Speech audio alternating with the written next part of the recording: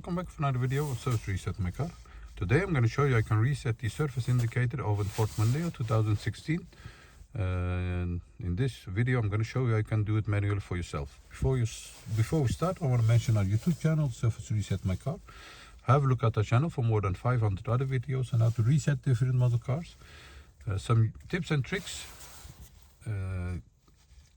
Use the comment area if you have any questions and I'll get back to you as soon as possible. Okay, let's start. First of all, turn the ignition on to the second position. Then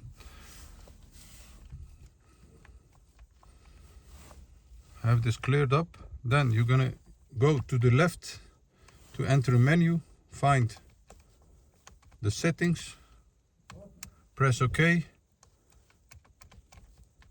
Then go to vehicle, scroll down to oil life.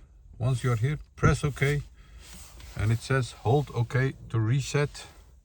Press and hold the OK button, as you can see, and now it says reset successful. That was it. This one is quite simple, and hope this helps you resetting your own vehicle. Don't forget to subscribe if you haven't subscribed yet, and hope to see you next time with another video. Stay safe, take care, bye bye.